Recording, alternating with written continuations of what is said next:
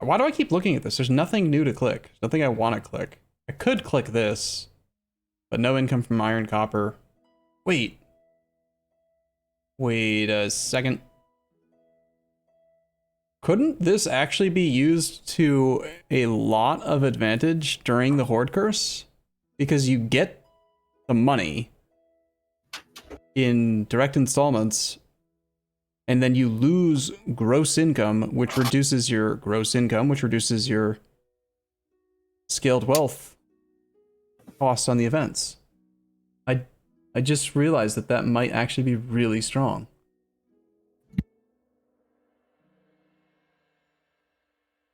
How long do these ones last? 10 years, right? So for 10 years, you could like do all of them at the start of the Horde Curse.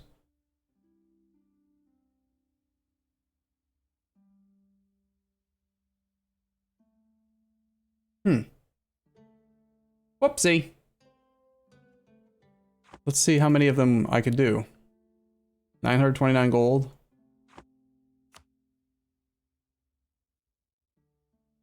It's probably the biggest one, the one that I already saw.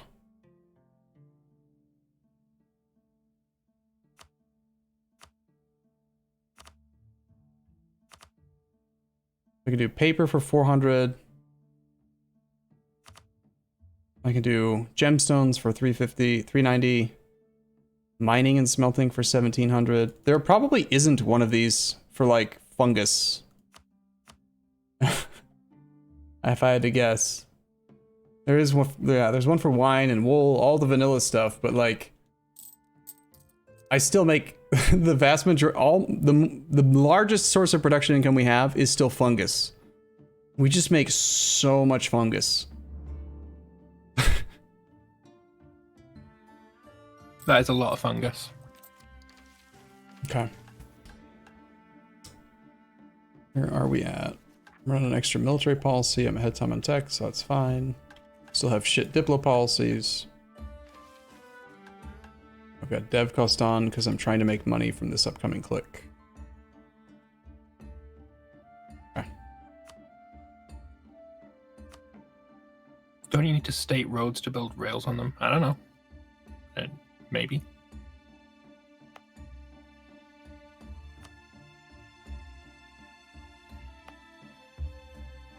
I don't even know if Arumba can hear me right now. Has he muted himself? No, I can hear you. I'm just doing some dev.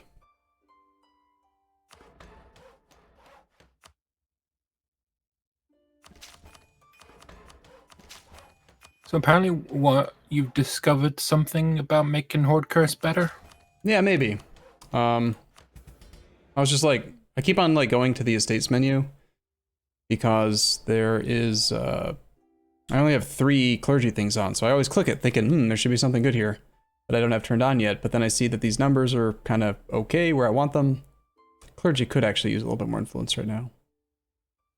I'll turn this one on now. But so, and then I was looking at this and I saw the monopoly on mining and smelting 1700, and my initial thought is as always, yeah, that's okay, but you end up only making about 80% of what you would make if you didn't do this, and I won't lose 20% of my income just to gain mercantilism.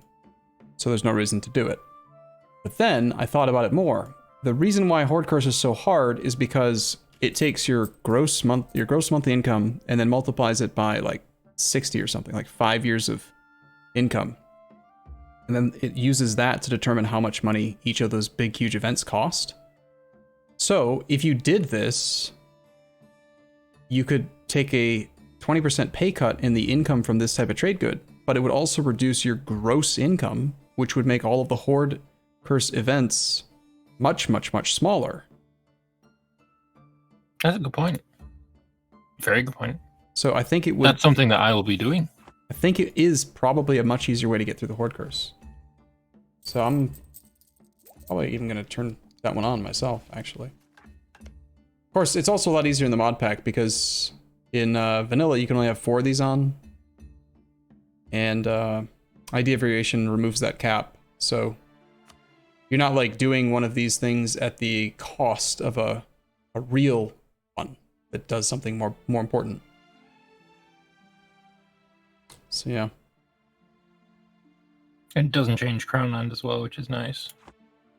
Yep. Apparently I'm quite a lot quieter than you are. On whose stream though? Because On mine, I imagine. you sound. I think you sound balanced on my end. Well, it's fine because I record in like multiple channels, so I can just boost you in or boost myself and lower you in edit. All right, ready to go then? Yeah. Let me just one question for Wishpig.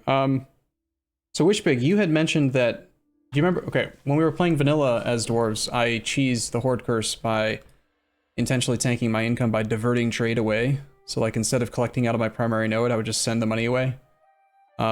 Which is funny. But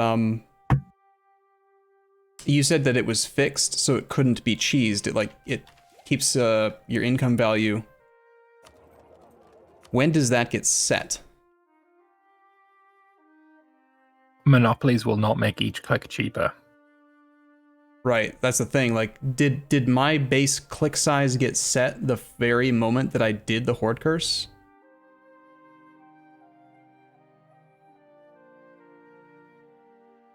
It all comes down to when it's locking in the cost of these clicks. So I mean that it's okay. If to get the Horde Curse you need 150 ducats of income, it would make sense for it to be, oh, when you have 150 ducats, like we're going to set it to that level. Right. Well, because it becomes possible at 150, but it doesn't necessarily fire at 150. Like I hit 150, started the Horde Curse, but it didn't fire until I was like 230. So it could be more than just 150 as a base size. But it sounds like if we wanted to use that feature that we were just looking at to make the Horde Curse easier, what you should do is have none of your mercantile things done, and then when you're at like 95% towards progressing on the Horde Curse, then you turn them all on. But that might put my income below 150. And I don't think that matters for Horde Curse. The Horde Curse becomes an issue at 150. But even going below it won't stop it. Right. It ticks up on a monthly basis based on you having more than 100 gold in the bank. But it can't possibly happen till you get to 150 base. So yeah, you would wait till it's close to firing, then do all these clicks, which tanks your monthly income, which sets the event costs low, while still giving you 80% of the production income from the provinces. Roughly 80% off the top of my head. I feel like that's the number, but I don't remember exactly why that is. How does this math work again? I think that's where that number... Let me just do the math. I don't do math good. I don't know. I like doing math good, so let's do the math real quick. I'm pretty sure it is set to exactly 8 years out of 10, but... So if you look at... It also goes faster if your ruler is greedy. Let's find one that I only have like one trade good on. 50 ducats from livestock. So I probably only have one source of livestock, which are cows. That's a cow. Okay, which province? I have this one. And apparently I have this one. So you look at your like goods that come from cows, and I've got a yearly income of 3.69 plus a yearly income of 6.03 times 8 years is 77.76 from cows.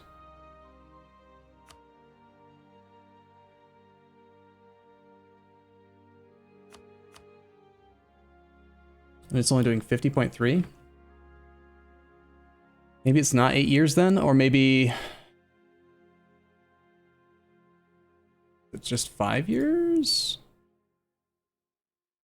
Can't be 5 years. I don't remember.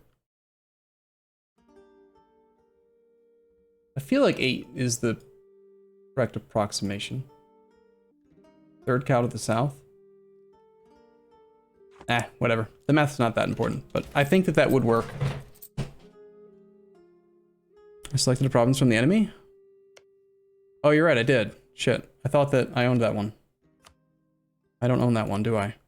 I only own this one. And this one. That might explain why the math got weird. Alright, let's do it again. Yearly income of 0.75 plus this one, which was 3.69. Then that yearly income times 8 years. Unless there's another one?